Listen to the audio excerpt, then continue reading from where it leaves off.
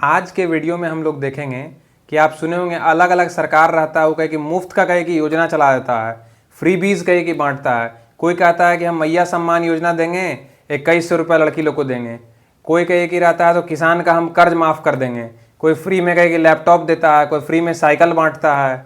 अलग अलग सरकार कहे कि पब्लिक तक रीच आउट करने के लिए, अपनी स्कीम्स को पहुंचाने के लिए लोग क्या करता है, फ्री बीज कहे कि बांटता है। कोई कहता है मेरे तरफ से कहे कि 200 यूनिट बिजली मुफ्त, कोई कहा मेरे तरफ से पानी मुफ्त। इतना सारा ये लोग पैसा खर्च करते हैं, ये पैसा आता कहाँ से है?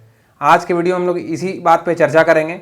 देखेंगे कि ये पैसा कहाँ से आता है, सरकार कैसे ये योजनाएं बनाती है, सरकार का ये योजना बनाने के पीछे का मोटिव क्या रहता है, इससे देश के ऊपर क्या इम्पैक्ट पड़ता है, समाज के ऊपर क्या इम्पैक्ट पड़ता है और गवर्नमेंट के ट्रेजरी पे क्या इम्पैक्ट पड़ता है। आइए हम लोग देखते हैं। तो इस चीज़ को हम लोग दो भाग में कह के डिवाइड करेंगे। एक होता है फ्रीबी, दूसरा होता है वेलफेयर। दोनों में बहुत बारीक फर्क होता है। फ्रीबी का मतलब होता है रेवड़ी या मुफ्त की कहेगी चीज़, जिस चीज़ के लिए आपको कोई काम नहीं करना पड़ा और देश के ऊपर इसको खर्च करने से कोई बहुत लॉन्ग टर्म बेनिफिट नहीं होता है।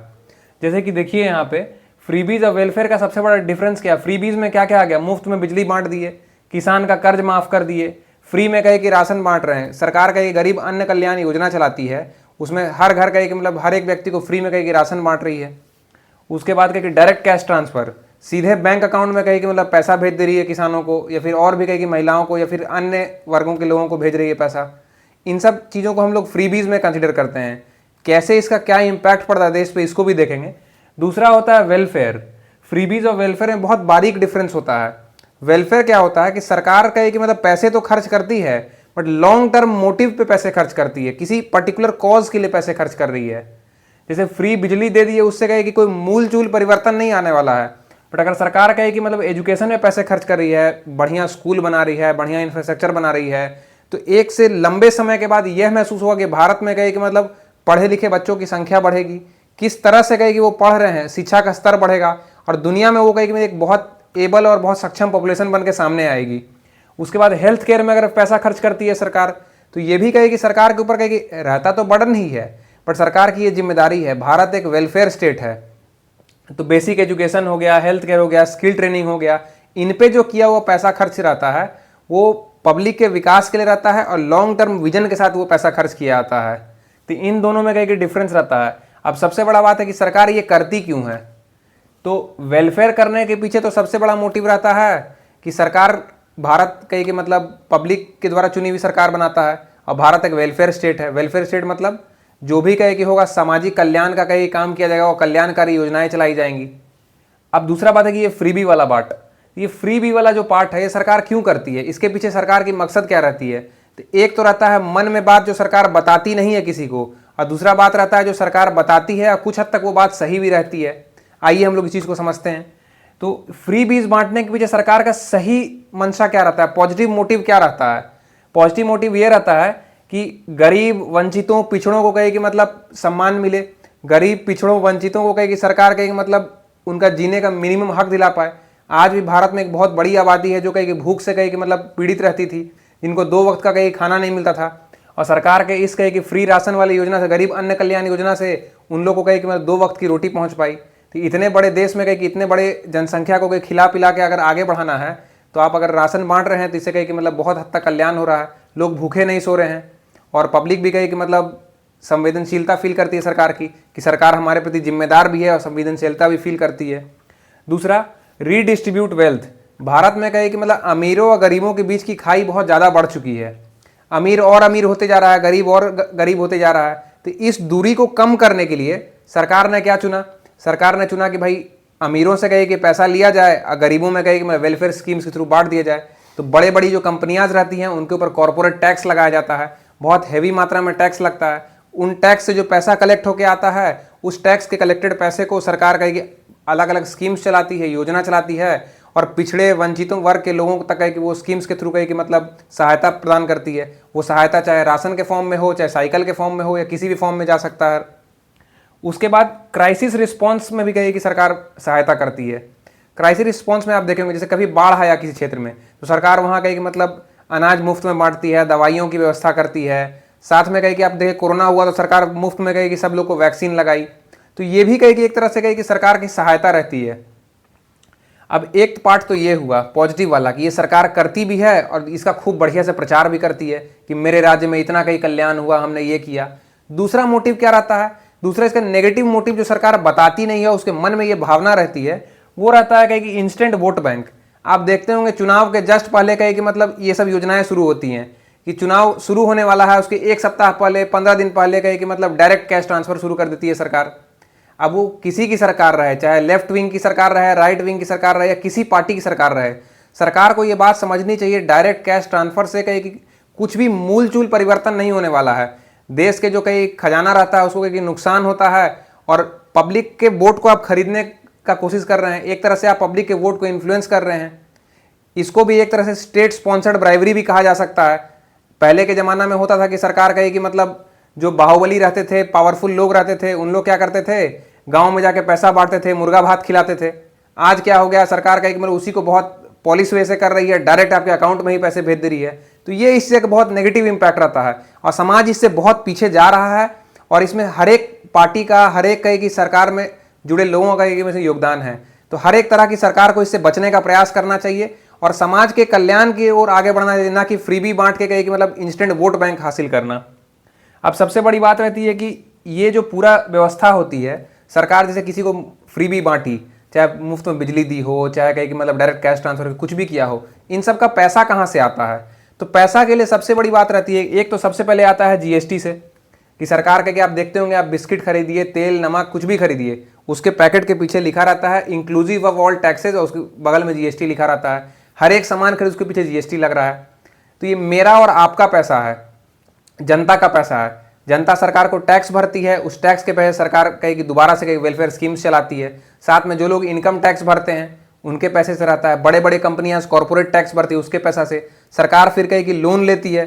दुनिया के बड़े बड़े संगठन हैं, बड़े बड़े बैंक हैं, उन बैंक से लोन लेती है अपने अलग अलग स्कीम्स को स्पॉन्सर करने के लिए, उसके तहत भी पैसा आता है। और दूसरा एक जो सबसे बड़ा नेगेटिव इम्पैक्ट रहता है कि जैसे मान लीजिए कोई राज्य है, उसमें सरकार कहे कि ये फ्री भी स्कीम चला दी कि मेरे तरफ से मुफ्त बिजली हुआ, तो आपके पास पैसा तो लिमिटेड था, वो आप मुफ्त में कहे कि योजना चला दिए कि हम मुफ्त में आपको ये बांटेंगे, वो बांटेंगे, ये बांटेंगे।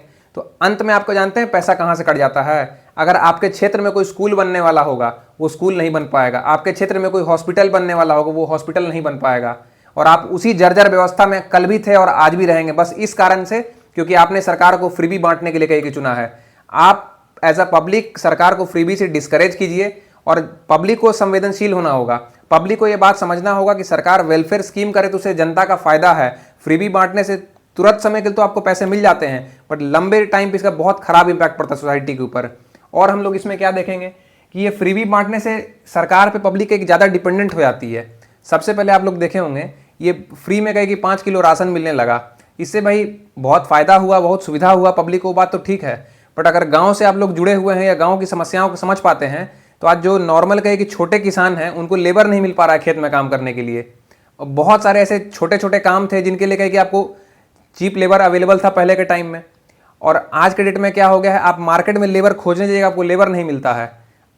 महंगे दरों पे भी लेबर उपलब्ध नहीं है। क्यों?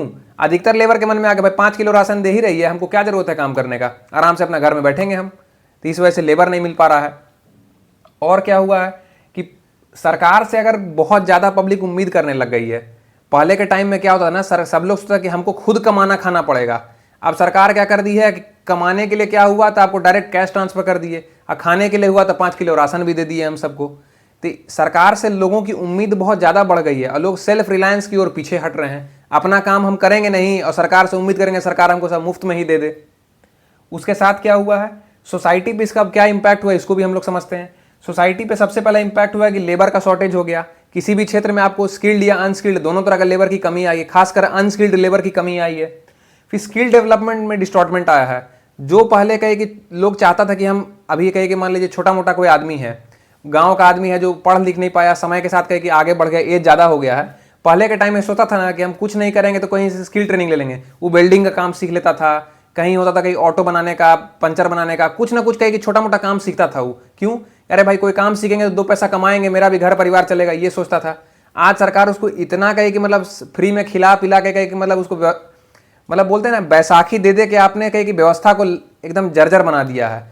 और इस वजह से क्या हुआ, स्किल डेवलपमेंट भी कहीं ना कहीं पीछे हो गया है। उसके साथ साथ प्राइवेट सेक्टर स्लो डाउन हो जाता है। आप इतने हेवी स्कीम्स कहीं की चलाते हैं, उसमें लाखों करोड़ों फंड लगते हैं, ये फंड के लिए आप प्राइवेट सेक्टर को जबरदस्ती क्रश करने लगते हैं। जो बड़े बिजनेसमैन रहते हैं उनको अगर पहले आप 20 रुपये या 30 रुपये टैक्स देते थे, उनको अब 40-50 रुपये टैक्स देना पड़ रहा है।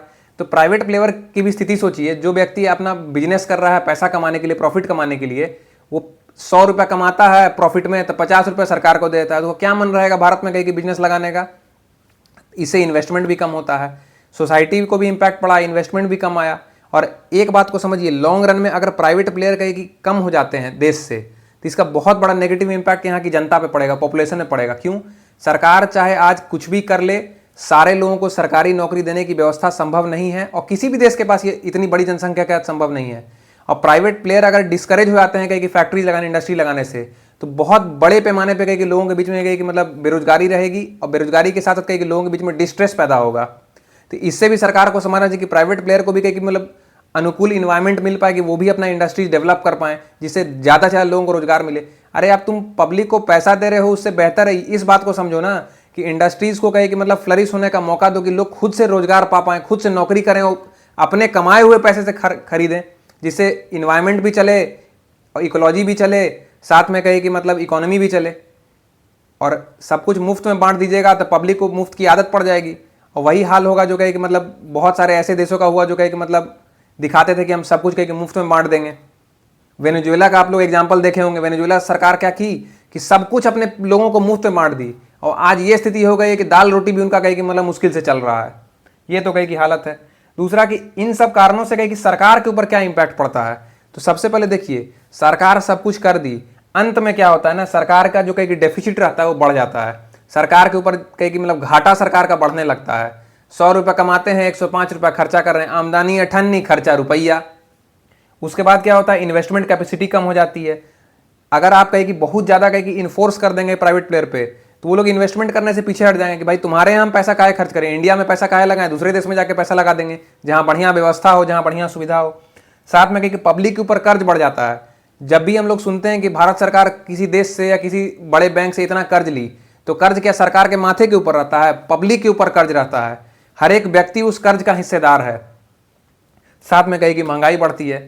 तो आप लोग इस चीज़ को कहे कि मतलब प्रयास करें समझने का कि कैसे कहे कि इस चीज़ का नुकसान हो रहा है देश को।